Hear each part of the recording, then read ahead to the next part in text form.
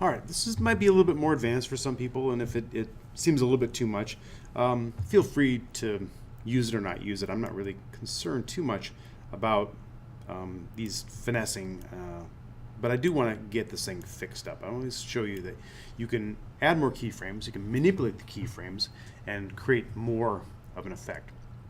So what I want to do a little bit what's called a hold. I want this thing to hit down here. Instead of just bouncing right straight back up again, I'm going to actually have it hold there, squash, stretch, and then go back up. That's a bit of a trick. It's going to be tricky to do this, but I'm going to show you how I would do it. First of all, I'm going to take and say I'm going to have this thing hit the ground, stretched, squash, come back up again, and then fly out. So I need a few frames to do that. So what I'm going to do is I'm going to take all the frames to the right of this one spot. I just need to insert some time in between here. So I'm just going to move everything to the right. 1, 2, 3, 4, 5 frames. Okay? That'll give me some time to get down there and stay down there. Okay? So I moved everything to the right here, including the squash and stretch. We'll fix in a second. But what I'm going to do is I'm going to hold this keyframe here for a little bit longer. I need this to hold to about here, just to the right of that stretch, that same amount of time. Go ahead and copy this keyframe, Control C, and then Control V right there.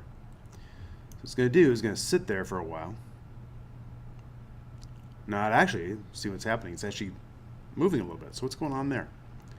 And normally this would just absolutely make you pull your hair out until you realize that what I said before, this tells you exactly what's happening. So if you click on the little curve editor, you'll see After Effects did a little bit of fun stuff for you without you looking. So I'm going to hit this frame viewport. You see right there, I've actually produced these offsets here, there. What it's doing is it's hitting that keyframe, moving up a little bit, and then back down again. I think this is another bounce there. It's not what I want. I want to actually bring this thing flat. So grab this handle on the side, and just hold Shift key down and flatten that out. In Maya, we call that a plateau key. I pull this one over here and hold the Shift key down. It flattens out as well. So watch what happens now. It comes down and sits there for a while, and then bounces back up. Oh, that's much better. I mean, the squash and stretch isn't quite there yet, but this is looking a lot better. I can do something with this. So what I wanted to do is actually have it hit the ground here with a full stretch. So what I'm going to do is I'm going to turn on the scale view and hit view there. And I want this thing to be just sitting on the ground. So I'm actually going to actually go out of keyframe view, and under the, we're really zoomed in. Let me go ahead and zoom back out again. I need to take the squash and stretch, just move them one keyframe over. So what's happening is it's hitting the ground, stretched. It's coming down to a squash, but I want to give it a second to actually get to that squash. So it comes down, squashes, and comes back up again.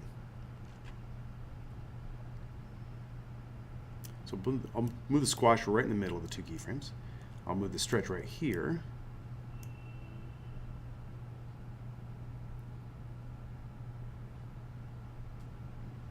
I'll actually have it come down a little faster on one side. And well, maybe I'll have it come down slower on one side and faster on the other side.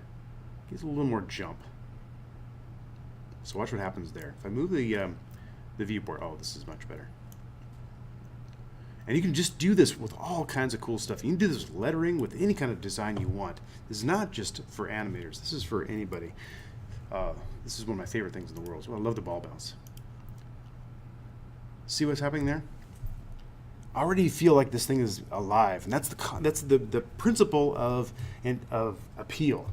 It looks like it has some motivation. It's actually not just being thrown around or dropped like a ball. It's got some life to it. It's actually pushing itself back up again. It's got momentum. It has its own internal built-in energy. It's got a spring, a coil. I mean, start with this principle here right now, and you'll see. We're gonna play with this thing a lot in this quarter. So yeah, just play around with that, and we're gonna apply that to all the keyframes. So I'm gonna do it one more time because it's just worth kind of repeating. Again, I'm gonna take all the keyframes to the right, and based on what I just saw before here, I want to try to keep the same principle where it's stretching all the way to the end, it's sitting there and not moving, no positional movement, coming back, it's squashing and stretching back up and then moving up. So that energy that's coming down is being coiled into the body and stretched back up again. If you think about you jumping, you jump the same way. You will jump and you won't just land straight. You'll crouch yourself. You'll actually contain that impact, put it inside of your spine and your legs, and then release that back out with your muscles. If you hit the ground with straight legs, you break your legs. I mean, nothing happens that way. So already we're making these great appealing characters. Move this one over here a little bit less. 1, 2, 3. I'll move that 3 or 4 maybe. Okay. I'll move these keyframes over once, and you'll see. Again, we just need to have that thing hold there for a little while. So I need to hold it on this side. So click on the position key, which is the position Y key. Control C, copy it, move it over here, and over here, Control V, paste it. I'm having it sit there for a little bit longer. And again, I need to have that stretch key right about there, and squash key somewhere in the middle. And just double check the Y position curvature. Let me turn this off again. Show that in the viewport here, and just flatten these guys out. Easiest way to do it is to probably set the 2 keys, hit this frame selection, grab the keyframe ends here, just grab one, of course. If you do 2 of them, they'll both move. So grab one, hold the shift key down, and just get those to flatten out, and you're good to go. Let's play out one more time and see what that looks like at the beginning here. So already a lot more life. So fundamental principles of animation. And you can make this thing do all kinds of stuff. I mean, you can duplicate this. We'll be duplicating this, creating patterns out of it, using it in all kinds of cool little areas.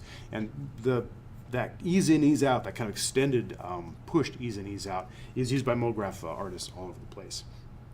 And by the way, feel free to check out a nice little site called School of Motion. I've been referring to these guys quite a bit, and they're really a good site. They have their own classes and all that stuff. Of course, you don't need to take those classes. Just work with me. School of Motion, and actually, you can go to School of Motion on their YouTube site. All the YouTube stuff's for free. They give away all kinds of things. So go here to School of Motion.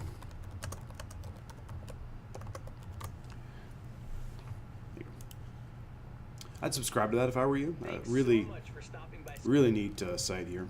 30 Days of After Effects, great site. Once you get a little more advanced, you can go in after class is over on your own. You can really spend months and months on this site. I'll be kind of playing around with pulling up a few of these videos, and when I feel like you're ready, I think I'll throw a couple of little things at you, like this polar coordinates in After Effects, one of my favorite things to use in both After Effects and Fusion, a couple different programs. But it kind of covers the same basic stuff I'm covering, so cool. All right. Have fun, and yeah, keep rocking. Keep playing with this too. I mean, it's really important to just keep playing and exploring and just doing, we'll just be doing basic shapes for a long time until we feel like, we've got the fundamentals down. Then we'll start applying it to real life scenarios, including I'm going to have all the motion graphics students produce something we can put on the front projector system, and I'll show you guys how that it's an After Effects file. We can actually open up the After Effects, create your own comps, and we'll be projecting that thing up there in no time flat.